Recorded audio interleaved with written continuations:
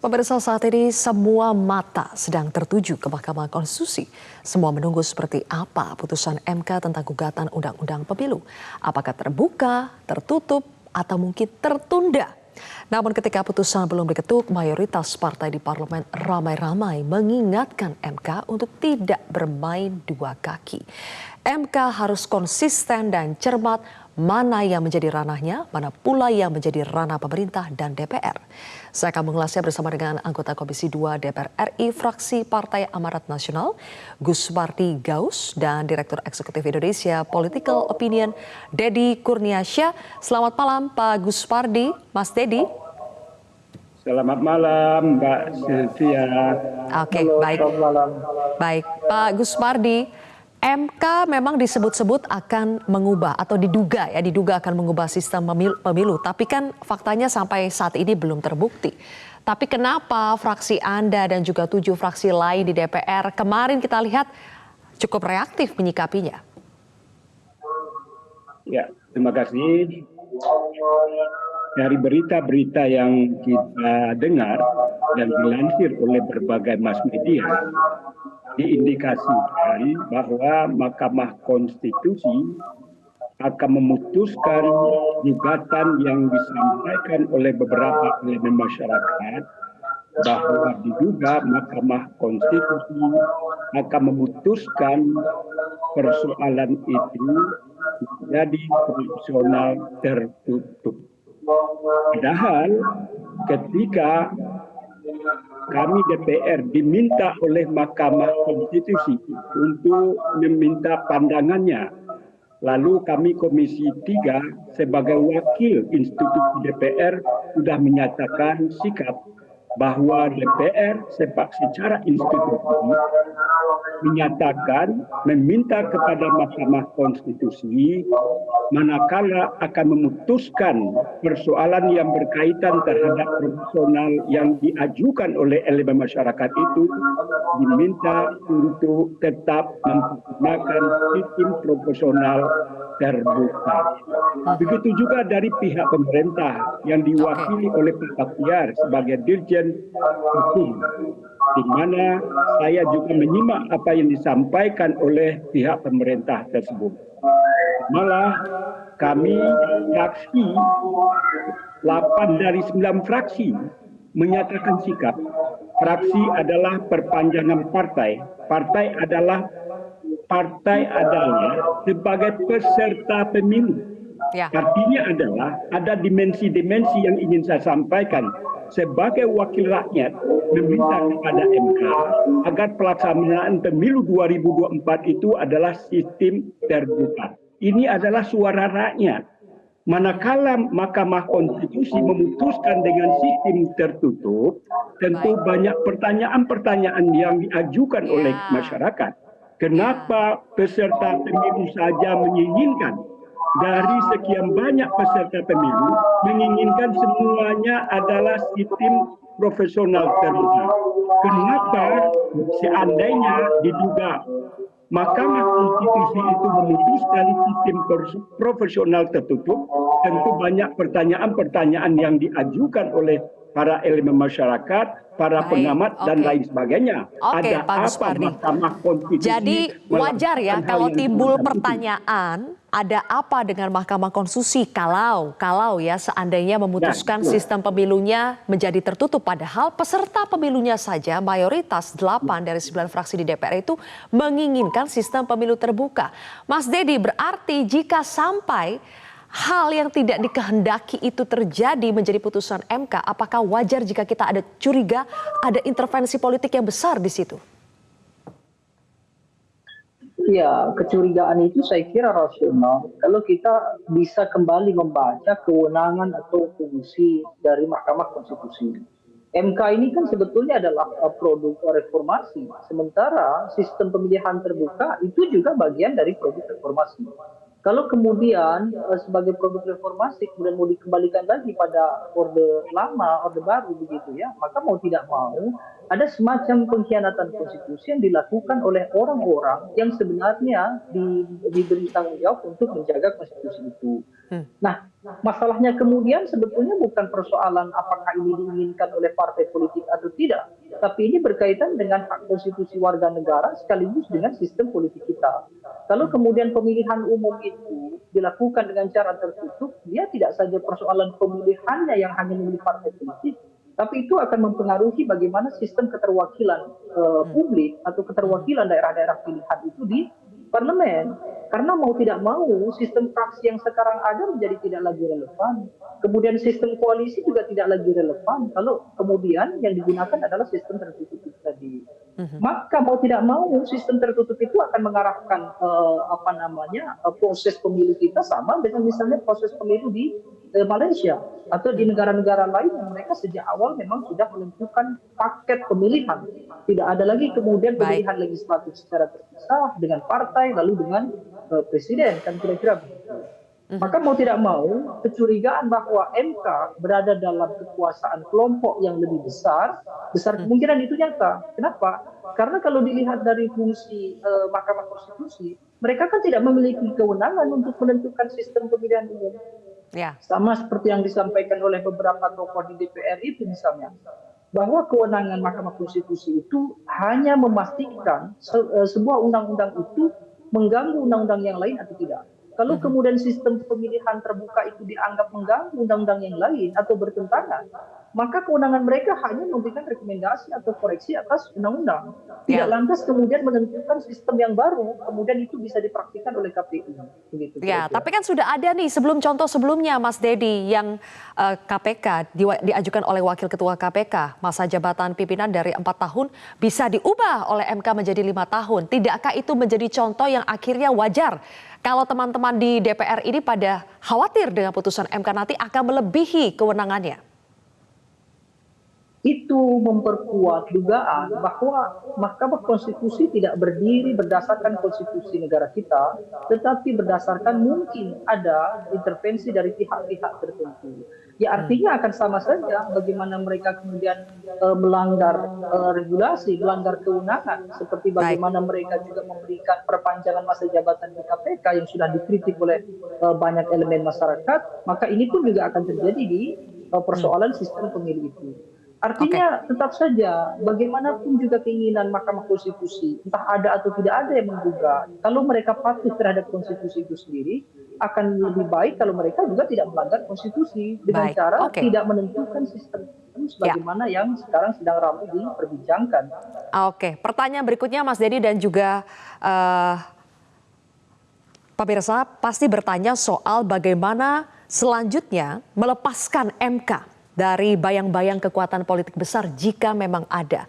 Dan ini juga pertanyaan untuk kita semua, Pak Gus Pardi dan juga Mas Dedi bisa menanggapi nanti jika memang kita tahu MK tidak bisa diintervensi. Tapi kalau seandainya Presiden Jokowi harus cawe-cawe dalam arti yang positif, apakah ini kesempatan bagi Presiden Jokowi untuk cawe-cawe dalam arti positif untuk meyakinkan MK atau melepaskan MK dari kekuatan politik besar yang bisa mengubah sistem pemilu menjadi tertutup? Kami akan mengulasnya sesaat lagi.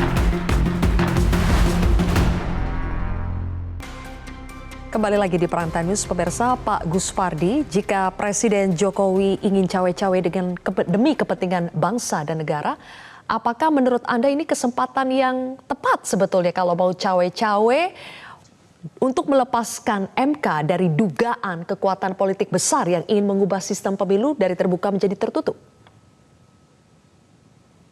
Berkaitan terhadap cawe-cawe Bapak Presiden, tentu kita berharap beliau tidak melakukan cawe-cawe terhadap keputusan. Sebab bagaimanapun kita berharap MK ini adalah Mahkamah Konstitusi yang dihormati, yang punya integritas, kapabilitas, dan berintegritas. Oleh karena itu kita berharap bahwa apa yang didengungkan oleh masyarakat pada dewasa ini, bahwa sorotan masyarakat tertuju kepada Mahkamah Konstitusi pada hari ini dengan apa yang disampaikan oleh Denny Indrayana. Oleh karena itu tentu Mahkamah Konstitusi kita harapkan sangat bijak, sangat arif dalam menyikapi ini. Karena seluruh elemen masyarakat, partai politik, 8 dari 9 partai politik yang ada di parlemen. Kemudian juga caleg-caleg sebagai orang yang ikut berpesta demokrasi. Silakan tanya kepada partai manapun, pasti mereka berharap untuk bagaimana pemilu 2024 itu Mahkamah Konstitusi memutuskan sistem profesional terbuka. Begitu juga kepada pemilih. Coba bayangkan kalau seandainya sistem tertutup yang diterapkan oleh Mahkamah Konstitusi, apa daya daripada daulat rakyat? Apakah Mahkamah Konstitusi rela dan berani mau mengorbankan hati nurani rakyat itu sendiri? Saya pastikan seluruh rakyat menghendaki orang yang akan jadi calon legislatif yang duduk di Senayan itu ataupun di provinsi, kabupaten, kota adalah orang yang dipilihnya, bukan orang yang ditentukan oleh partai politik. Bukanlah berarti bahwa persoalan kewenangan dari partai politik tidak ada. Kewenangan partai politik ada. Partai-partai politik adalah menentukan orang-orang yang punya kapasitas, orang-orang yang layak, orang-orang yang patut menjadi calon anggota legislatif. Disitulah letak daripada tugas fungsi wewenang daripada partai politik itu. Jangan dibalik-balik bahwa ini adalah pesta demokrasi, yang ikut pesta demokrasi itu adalah partai politik. Betul bahwa peserta pemilu itu partai politik. Tanpa adanya partisipasi masyarakat bagaimana? Tanpa adanya calon legislatif itu bagaimana? Oleh karena itu saya meyakinkan bahwa seluruh elemen masyarakat menghendaki bahwa sistem yang diharapkan pada pemilu baik 2024, 2029 dan seterusnya adalah sistem proporsional terbuka. Oleh karena itu, ini adalah bahagian juga daripada buah daripada reformasi. Jangan kita mengembalikan sistem yang diterapkan pada masa Orde Baru yang sudah kita tinggalkan lalu dipilih kembali. Oleh karena itu tentu orang akan bertanya, dan kita harapkan para Mahkamah Konstitusi yang kita muliakan ini tentu mendengar suara hati rakyat, suara partai politik sebagai peserta pemilu, dan juga suara daripada para caleg yang ikut dari Sabang sampai Merauke. Tentu ini kita harapkan beliau sangat arif, bijaksana, dan tidak mereka mau diintervensi oleh siapapun. Karena supaya tidak diintervensi oleh siapapun, supaya tidak dibayang-bayangi kekuatan politik besar, dan supaya sistem pemilu kita tetap sistem pemilu terbuka. Mas Dedi, sekali lagi pertanyaan saya, apakah justru kali ini adalah kesempatan Presiden Jokowi kalau mau cawe-cawe demi bangsa dan negara dalam arti yang positif? Ya, secara normatif saya kira ini momentum agar kepercayaan publik terhadap Presiden Joko Widodo kembali menguat karena faktor-faktor tertentu yang belakangan mungkin dianggap sebagai keterlibatan Presiden dalam politik praktis yang begitu kental. Tetapi kita juga harus rasional. Warga negara juga saya kira perlu berpikir rasional dalam hal ini adalah sangat sulit percaya terhadap Presiden Joko Widodo untuk kondisi hari ini. Kenapa saya katakan demikian? Kalau Presiden punya etikat intervensi cawe-cawe terhadap kepentingan bangsa dan negara, seharusnya sudah dia lakukan sejak lama. Presiden sendiri yang menyatakan misalnya dalam awal-awal pemerintahan akan menjadi panglima pemberantasan korupsi misalnya. Tetapi hasilnya adalah undang-undang KPK baru yang kemudian melemahkan KPK sampai sekarang kemudian menghasilkan perpanjangan masa jabatan di KPK. Itu satu. Yang kedua terkait juga dengan pemilihan, termasuk juga dengan sistem tertutup yang sedang diwacanakan ini. Jangan sampai ada tafsir yang justru lebih besar bahayanya dibandingkan hanya sekedar sistem tertutup. Sistem tertutup mungkin hanya sebatas wacana atau sebatas keputusan formal, tetapi tujuannya bisa jadi lebih jauh daripada itu. Misalkan saja tadi yang disampaikan oleh Pak Gus Pardi, Gauss misalnya, ada potensi konflik di tingkatan elit, termasuk konflik di tingkatan kandidat legislator misalnya. ketika chaos politik itu terjadi, lalu kemudian itu dijadikan alasan oleh penyelenggara pemilihan umum bahwa pemilu tidak bisa dilaksanakan. Artinya apa? Tujuan keputusan atau sistem pemilu tertutup sebenarnya adalah untuk bagaimana meniadakan pemilu di tahun 2024. Itu tentu lebih berbahaya. Itulah sebabnya kemudian bahwa keputusan-keputusan MK ini tidak mungkin mereka bisa melanggar kewenangan kalau tidak ada yang mendukung di balik itu. Nah, persoalannya adalah hanya ada dua kelompok yang punya dukungan kuat dan mayoritas terhadap MK. Yang pertama adalah Presiden, yang kedua adalah DPR. Kalau kemudian DPR betul-betul tidak berada di balik dukungan pemilu tertutup, dalam artian tidak mendukung karena memang tidak bisa diintervensi juga oleh Presiden, maka mau tidak mau mereka tidak perlu berdiri serentak 8 fraksi, itu tidak perlu. Mereka cukup saja tidak mematuhi karena mereka yang punya kewenangan undang-undang. MK tidak bisa memutuskan bahwa pemilu tertutup atau terbuka. Yang bisa mereka lakukan hanya merekomendasikan, kemudian meminta supaya DPR memperbaiki undang-undangnya. Kalau memang undang-undang itu ada undang-undang lain yang dilanggar. Tapi sepanjang itu tidak ada, saya kira tidak akan bisa berjalan kira-kira. Baik. Oke, Mas Dedi, terakhir nih ya, Pak Gus Pardi.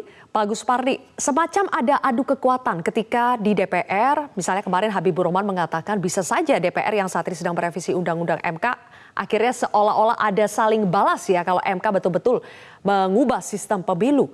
Kenapa ada adu kekuatan seperti ini? Apakah ini juga strategi dari DPR supaya MK tidak mengubah sistem pemilu? Sebetulnya bukan adu kekuatan, cuman DPR menilai bahwa MK ini sudah offset terhadap tugas, fungsi, dan wewenang yang diberikan oleh DPR ataupun undang-undang terhadap fungsi, tugas, dan wewenang itu. Harusnya MK itu harus mengacu kepada undang-undang. Apa tugas, fungsi, dan wewenang? Sebagaimana dikatakan tadi bahwa juga banyak media yang menyatakan tugas, fungsi, dan wewenang MK itu apa? Kan menguji, tidak menentukan. Oleh karena itu, banyak hal yang sebetulnya perlu kita kritisi terhadap apa yang sudah diputuskan oleh Mahkamah Konstitusi itu. Baik. Oleh karena itu, seperti yang dikatakan tadi, masa jabatan dan lain sebagainya. Masa jabatan MK ini bagaimana? Ya, baik. Kan dia sendiri yang menilai. Kok dia sendiri masa jabatannya tidak 4 atau 5 tahun? Jadi bukan ranah kita untuk mendiskusikan itu. Ya, oleh karena baik, itu kembali kepada topik. Oleh karena itu sebetulnya DPR bukan adu kekuatan, tetapi ingin mengingatkan kepada MK agar kembali kepada khitah bahwa dia itu bertugas dan berfungsi untuk menguji materi terhadap undang-undang. Apakah undang-undang yang kami buat ini bersama pemerintah bertentangan dengan undang-undang dasar atau tidak? Kalau tidak, Pak Gus Pardi, sudah kami tangkap. Kan harusnya begitu dia melakukan pandangan terhadap judicial review yang dilakukan oleh siapa. Ini jadi hanya sekedar mengingatkan ya, mudah-mudahan mempan ini buat MK yang akan segera mengambil keputusan. Terima kasih Pak Gus Pardi Gaus dan juga Mas Dedi Kurniasyah telah bergabung bersama kami di Prime Time News.